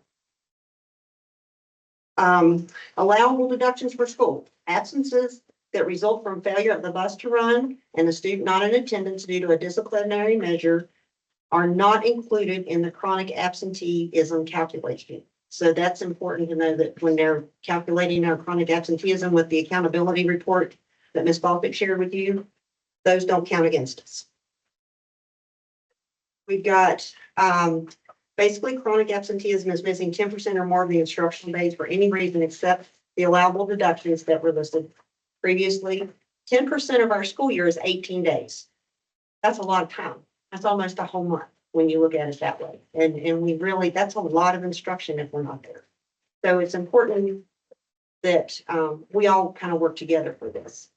And then attendance is a measure of exposure to instruction across all modes of learning, including in-person, virtual, and other settings that are defined below. Student presence, that means the student may be present for instruction in the following settings: in school, an alternate setting, which is participating in educational activities in a location other than the school building due to a specific approved circumstance, such as an out-of-school placement or an alternative learning program, homebound or hospital instruction, virtual learning or engagement, or school-approved activities. And that's participation in a school, county, or state-approved curricular or extracurricular activity. So that falls within the guidelines, like when the students have to leave early for a ball trip, or maybe the FFA is going to the national convention. Those kind of things fall under that. It just has to be approved, and you all have to approve that. Now, the one thing that we are going to be developing is they're calling it SOS. It's a system of support plan. And that's a plan to be developed. Counties are going to have a plan, and each school has to have a plan which integrates services using a multi-tiered system of support. And they utilize evidence-based strategies to promote students' academic success, behavior, and mental health, including social and emotional needs, trauma sensitivity, bullying prevention, dropout prevention, truancy reduction to ensure a school climate and culture that fosters learning and personal social development. This plan shall also include following tiers and components and additional evidence based on strategies as appropriate. So there's universal preventions, which ensures positive attendance messages and campaigns. That is establishing procedures. This is where that team comes in with the school team and the county team. There's a SAT team, the student assistance team that's going to be involved. It's collecting meaningful and actionable data, making and documenting meaningful contact with families, guardians, custodians after 3 and 5 unexcused absences and as needed. Previously, we were able to just send a letter and say, well, we made contact. That doesn't count anymore. That's not meaningful contact. And I'll give you that definition here in just a minute. But what it is school level motivational strategies based on the need of the school.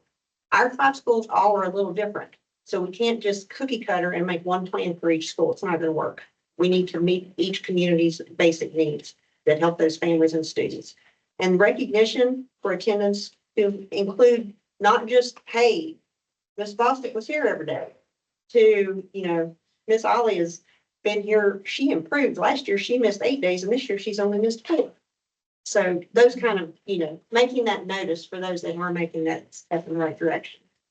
Targeted interventions, that's a little more focused, and that's identifying students with a pattern of excessive absenteeism for school-based student support teams and a focus on attendance. There's a lot of reasons that kids don't come to school. And that's what that team is going to have to do. And we need to provide the support, and that's where communities and schools comes in. And it's a tremendous resource to help with that, to help those families and those students meet the needs that they need. And that is much more intensive. They're listed there, the root causes, interventions, why are they not turning in their notes? Maybe mom or dad work the night shift and they forget to write the note before the kid gets on the bus. But meaningful contact, the definition of that is two-way communication between the school administrator or school designee and the student, parent, guardian, or custodian to discuss the student's attendance record in an effort to prevent subsequent truancy or other legal proceedings relating to compulsory school attendance and minimize additional absences. And methods of meaningful contact include, but are not limited to, phone calls, video conferencing, home visits, and the use of digital platforms. So we're going to have to adjust our thought process when we approach this. West Virginia has joined the 50% challenge with Attendance Works. That's a program that we'll all be using. This challenge is to reduce chronic absenteeism by 50% in 5 years. That's a lot. So that's going to be a pretty good challenge. We are part of Strive, which is a network of regional support. We have a meeting in November. We are in quadrant 1. Strive stands for Strengthened Behavior Responses, Targeted Assistance, Regular Attendance, Increased Achievement, Valid Data Practices, Empowered Support Team. And Ms. Bostic referred to the accountability system, and a huge component of that is attendance, and we are on that watch list. So the attendance indicator for that measures the percentage of students who are physically present for at least 90% of available instructional days. So that's what they're looking at. So that being present is different than the chronic absenteeism. There's lots of different formulas, and all of that data we can find on Zoom E. Now, to date, I looked today, and our chronic absenteeism rate today for the county is 32.55. But our attendance rate, Green Bay has an attendance rate of 92.28. Hillsborough has a 90.24. Marlington Elementary has a 90.74. Marlington Middle has 88.45. And the high school has 89.06. So the attendance rate looks different than a chronic absenteeism. When you hear that chronic absenteeism, you're like, oh my gosh. But their attendance rate's not so bad. So we have to do a better job of sharing that. And we've got to make sure that our schools are doing stuff to help our students get there and want to be there and stay there. That makes sense? Can I add something? I didn't say that. That tiered system of support. I will say that the state has done an excellent job of aligning that with every single program. So the tiered system that she's talking about is also the exact tier system for communities and schools. It's the exact tier system for positive behavior support. Like they are aligning that like tier 1, tier 2, and tier 3, and they're aligning that with every program. So it's very nice because we're not all working on different pots. So they're really trying to align everything, and it's making it very nice actually. That's all I had. You sure? I'm fine. Okay. Approval of the following consent financial requirements. Payment of vendor listing for $132,087.43. Payment of local government purchasing card, $152,979.21. October the 4th, 2024, employee payroll, $288,495.15. Extra duty pay for the month of September 24, $17,566.92. grant awards, budget adjustments, carryover receivables, carryover reinstatements, and carryover remarks. Do I have a motion? So moved. So Morgan made the motion, Mr. McNabb seconded. Any questions on number 6?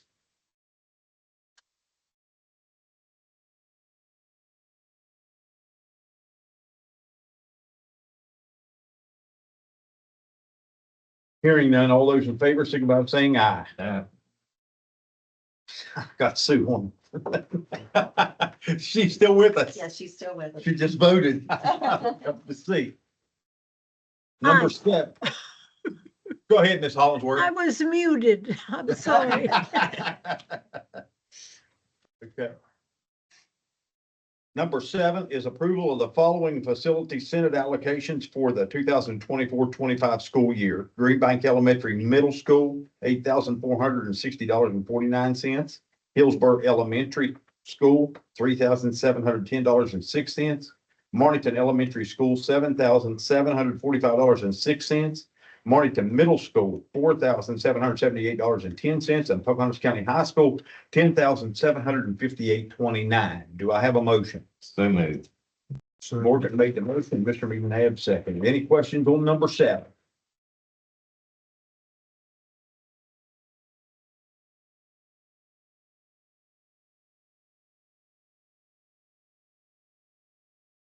Hearing none, all those in favor signify by saying aye. Aye. Aye. Okay. Motion carries. Number 8 is approval for Green Bank Middle School and Martington Middle School to go to Potomac State College in Kaiser, West Virginia for a college tour October the 21st, 2024. There will be approximately 70 students attending with 7 adults, expenses paid by CTE funds. Do I have a motion? So moved. second. Any questions on this one? All those in favor, signify by saying aye. Aye. Aye. Motion carries.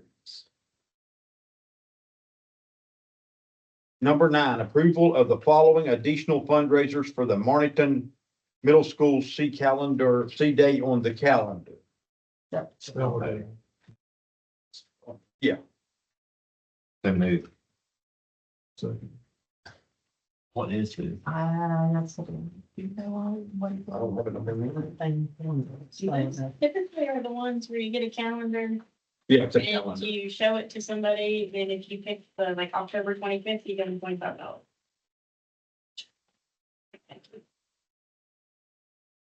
And you get something back, but I never actually make it. Never win. Yeah, I never win, so I don't actually know what you're buying besides just handing them. That's the most fundraising. Yes. Yeah, that's kind of how good. Well, you were close. You almost got it. Like it, I'll yell on that piece. All those in favor, signify by saying aye. Aye. Carries. Approval of the following additional fundraiser for Green Bank Elementary Middle School grab and go meal. So moved. Second. Okay. We heard about that. All those in favor, signify by saying aye. Aye. Aye. Carries. Approval of parent community volunteers, number 11. Have a motion. So moved. So.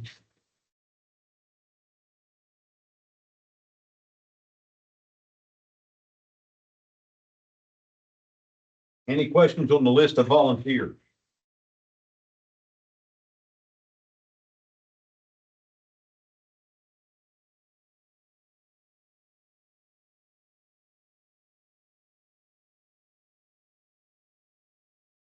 Hearing none, all those in favor, signify by saying aye. Aye.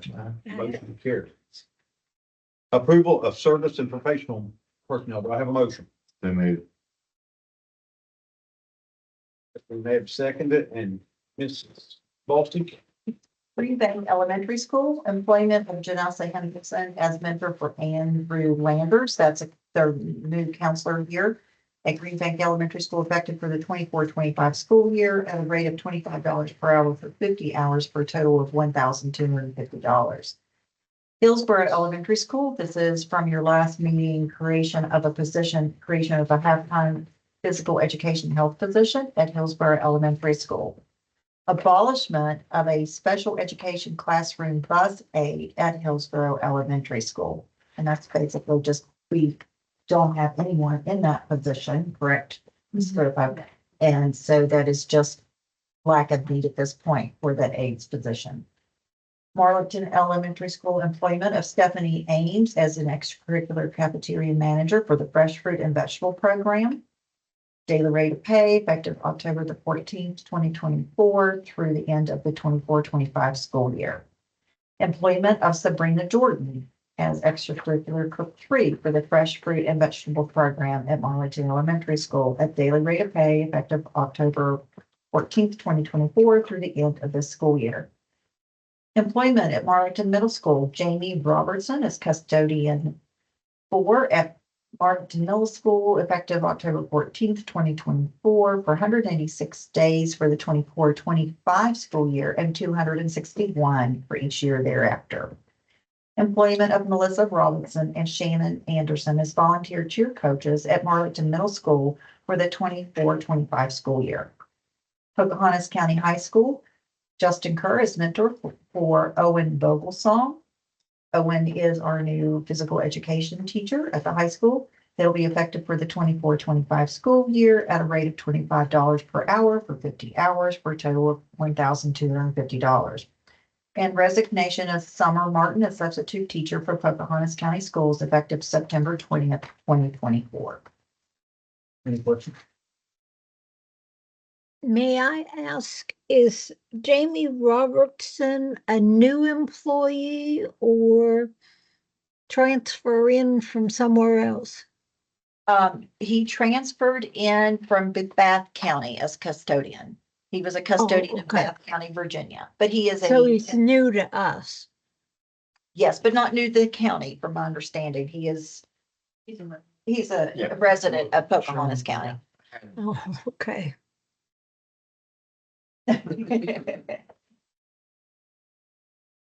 Any other questions? All those in favor, signify by saying aye. Aye. Matters of the board, Mr. McNabb, I don't have anything. Mr. Holmes. I just feel like as a board, we really need to get behind our Green Bank staff and this whole Wi-Fi issue. We're leaving students behind. There's no other way to do it. And there has to be a solution out there, but there has to be a little bit of give on the other side of it. Ms. Holmesworth? Again, concerning Green Bank, I did hear a little bit of what they had to say before my computer went crazy. And I really think we need to work hard on figuring out how to get them computers. I mean, not the computer itself, but the access for the kids, because it is vital in this day and age that the teachers be able to have them go to their computer and do something. But if only 5 of them can be on the computer, then it's not much good. So I think we need to start working on the observatory, putting some pressure on them. Anything else? Nope. Phys ed, I asked you about this before. Does phys ed count, does playing sports count as phys ed? We need to do, we're gonna work on a policy for that. It's on my policy list. So band and physical or sport, you wanna go ahead and, yeah, it's there, we just don't have it in place, but yes, we do need to get that in front of you so that we make that. So we can make that change so they can do that. One of the other questions I had was, whenever, these teachers are working over at ball games and things like that, are we paying them for that or are they getting time off? It's volunteer. They have to volunteer. Okay, so we are not requiring them to do that. Correct. Okay, because we're having a hard time crossing to getting people to work ball games. Right. And you might be aware of that, but That's what they're saying. They used to get time off, paid time off for something that was taken from them. In the past, they were able to work on a day. yes, Yes. yes, they could take 2 hours from work a ball game and they, that 2 hours off before Christmas or before a holiday. Right, it was, right. You had to document, you had to have, I think, 6 hours count as a day, if I remember right. And you had to submit to your principal documentation that you had done something. But we don't do that anymore. Right, and mainly because of all the requirements that we have to have for professional learning, and we That just, collaboration. with the collaboration time, we just don't really have the extra time.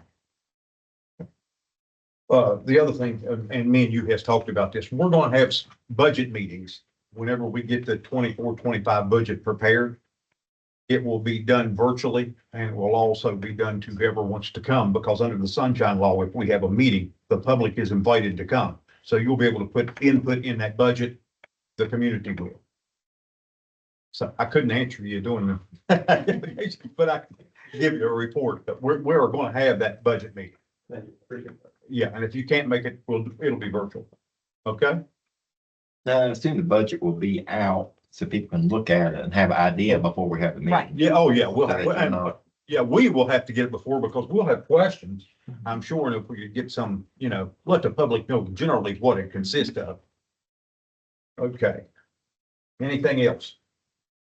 Our next Board of Education meeting will be held on Tuesday, November the 12th, 2024, beginning at 4 p.m. at the Hillsborough Elementary for LSIC and Strategy Plan meeting, followed by the regular board meeting at 5:15 p.m. Do I have a motion to adjourn? Let me, Morgan made the motion, Mr. McNabb seconded it. All those in favor, signify by saying aye. Aye.